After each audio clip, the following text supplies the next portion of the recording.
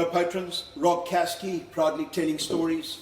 You know the deal with these things, and as I mentioned previously, I'm really wanting to mix up a little in terms of the offerings we present to you. And today I find myself at the Shackleton Brewing Company in Cape Town, a really extraordinary company with its founder and owner, Steve Peel, to my right. Now Steve has a great interest in Shackleton. He has some experience in terms of Antarctica and had a quite unique idea out of which was born this company. So Steve, welcome to Patreon Storytelling. Tell us a little bit please about yourself, the ice core drilling, the inspiration that became this wonderful company I find myself at today. For sure, Rob, thank you. So it's been a journey to say the least. I started this business on the kitchen stove brewing beer, and that was really it was a hobby during university. And at the end of my degree, I'd spent some time in Antarctica doing oceanography research, doing a bit of environmental management work, and it got to a point where I'd finished the degree and I'd had the business running, the brewery business running, but after an incredible trip to Antarctica, I had decided that the inevitable name for the brewery is Shackleton Brewing Company. Well, that is fantastic, but I would love a little bit more detail. What degree did you do? What ship did you go to Antarctica on? And what is the connection between the ice cores and this company you continued with in terms of a brewery? Sure, so it really all started with the trip down to the Sanai base, the Sanai 5, and it was a 3-month expedition where we were essentially collecting ice cores, sampling them, and getting them back to South Africa for the institutions. And that whole process had really sparked a lot of interest into Antarctica and Antarctic history, and Shackleton and Scott and Amundsen and all of the members that have been down there and really made history. And Shackleton was one that really stood out. And the story of Shackleton, which you know all too well, is an incredible story of leadership, exploration and innovation. And that's really where our brand has stemmed from. We have our 3 pillars, which is exploration, innovation and leadership. And everything we do here, we try to, we like to take a piece of Shackleton's character and put it into our beer and into our business. One of the main goals for the business was to create a beer that embodied all of those things. Creating a link between beer and history and beer and Shackleton is a bit difficult. But for me, one of the pinnacle moments was coming up with a concept that brought Antarctica to South Africa. And so we managed to get our hands on a couple of the ice cores, not just a couple, quite a few. And they had been sampled, so it was done through all the science labs, and then those melting ice cores were donated to us before they had melted entirely, and we had brought them quickly back to the brewery, put them in the mash tun, melted the water, and then used that water to create this beer, the Icebreaker, which is aptly named because our SA Gallus 2 is an icebreaker.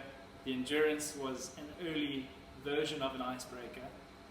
We had to break the ice to melt it, and we've also broken the ice of talking about the sustainability and environmental impacts of the climate change we're dealing with. So there was a huge amount of content and context to the project that we were working on, and there were quite a few partners involved.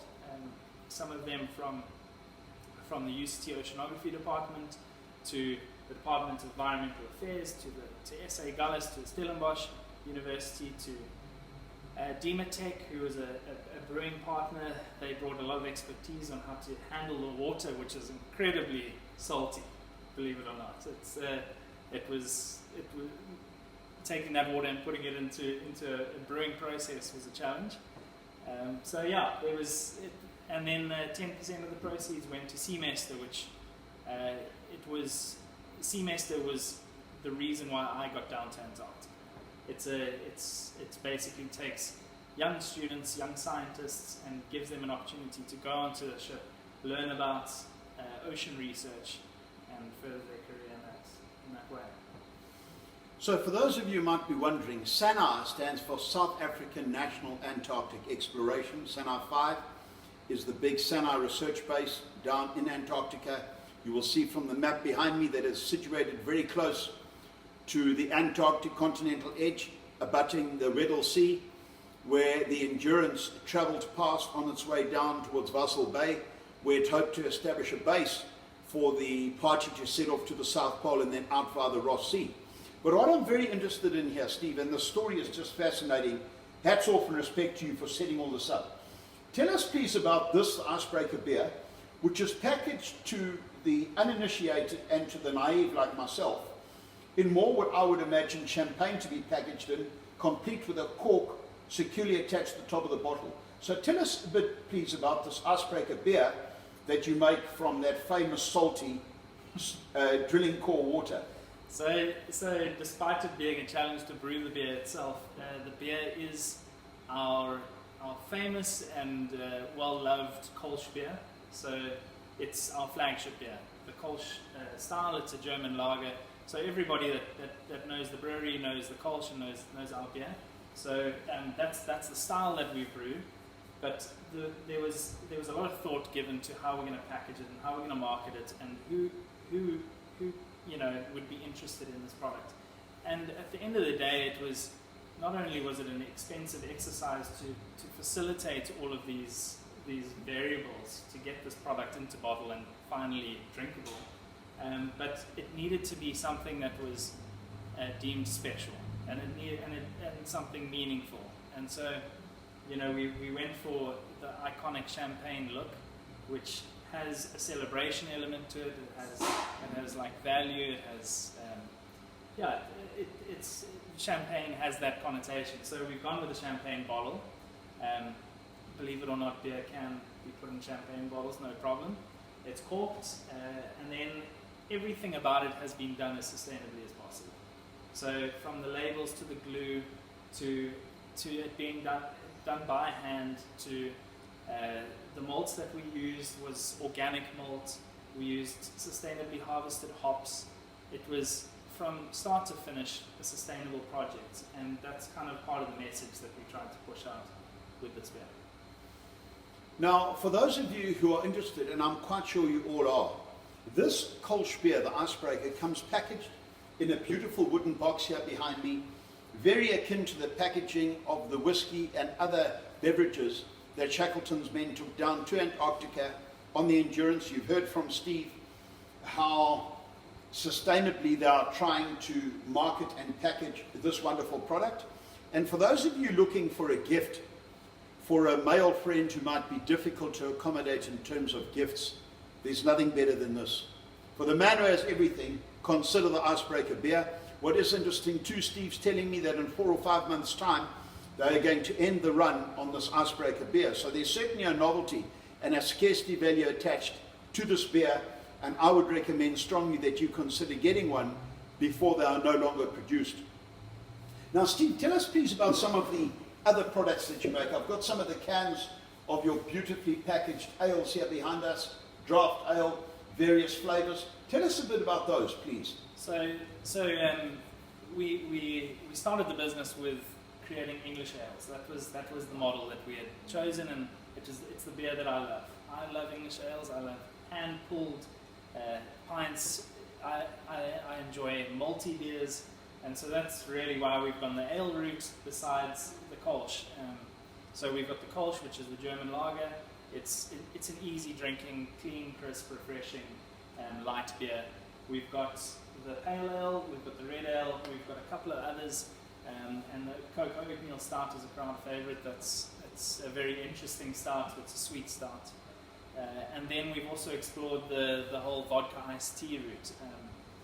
We've actually pioneered that rather. So we've kind of created the category, and I think that's one of the ticks on the innovation pillar that we've gone for. And And yeah, we're catering to the Cape Town.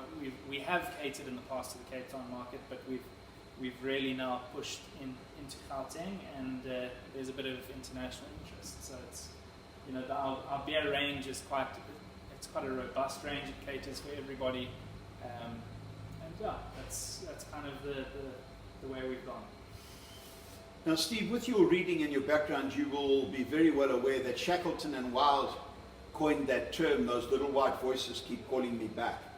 And having been down to Sanai on the Agulhas and your incredible experiences down there, tell my listeners who will be intrigued to hear a little bit more about your enthusiasm to get back to the White Continent. What is it that makes you so desperately keen to get back down there in view of what you are doing today? That is a difficult question, because I get asked it over and over, but there's just something that I can't explain about the place. It's the desolation, it's the remoteness, it's the beauty, it's the history. It's there's a lot of love and passion that have gone into projects that go on down there. And I think me being a very small part of one of those expeditions has left me like a little bit hungrier for more. And I think I will go back one day. I definitely will, and I'm desperate to go back as soon as possible. But it is the most mesmerizing and absorbing place that you can imagine. I think also that the fact that I've gone down this route of really understanding Shackleton and what those guys have gone through, whilst I was on a very comfortable, warm ship. I've understood a little bit more about life to an extent. I've seen that there are troubles and there's hardships, and Shackleton is that example of it. And it relates to Antarctica, really. That's the drive for me.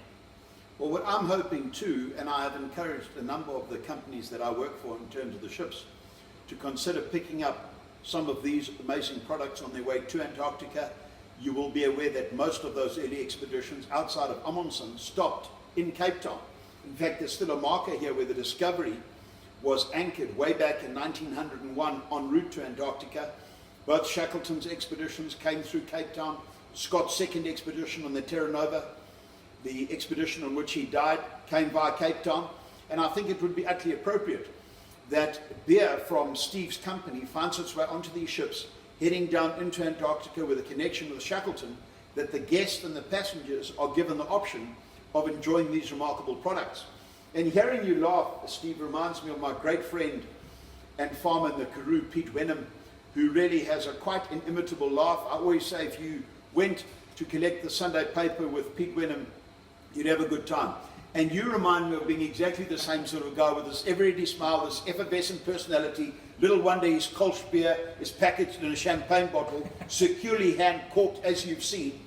And Steve, we are here today on a day where we had planned to do a talk about Shackleton in this wonderful facility with an online option for guests to watch the talk at home. That unfortunately was car-washed by level 4 restrictions. The restrictions were eased too soon, or rather too late, for Steve to resurrect the project. But we are going to do such a project down the line in this facility, and I'm looking forward to it. Probably end of September, early October, depending on Steve's schedule, and I'm looking forward to that very much. So Steve, as a final footnote to this wonderful chat, I would like to put you in the corner and say, what are your aspirations and hopes in terms of the future for yourself and the Shackleton Brewing Company? I think, my future is one with the business, and I've really tried to do my best in putting as much of my personality into this business, because it's a way of it's an artistic creation, and it really is a way of me saying, this is what I'm passionate about, and this is what I'm working towards, and the same applies for the business. It's striving for better, and it's doing the best we can for the planet, and sustainability really for the business is the number one goal. I think it marries perfectly with what what I've researched and what I've studied, where I've been, and trying to preserve that beautiful white desert that is down there, so that I can go back there one day. And I think a personal goal of mine would really be to take some time down there, just to absorb the beauty and maybe not do the hard graft down there, and absorb a little bit more of the history. Great. Well, I'd like to thank Steve Peel sincerely for his time this afternoon here at his company, the Shackleton Brewing Company in Cape Town. As I mentioned earlier, these products are finding their way to various markets around the world. And if you want something unusual, something extraordinary, and certainly something with a direct link with Antarctica, given the authenticity of the founder and the owner, Steve Peel, I would encourage you to think seriously about ordering some of these products online. They can be couriered to you, particularly the Icebreaker Kolsch beer, given that it has a very short life remaining and will no longer be produced. And Steve, thank you very much for your time and your input here this afternoon. I'm sure my listeners have enjoyed this time enormously. Thank you very much, Rob.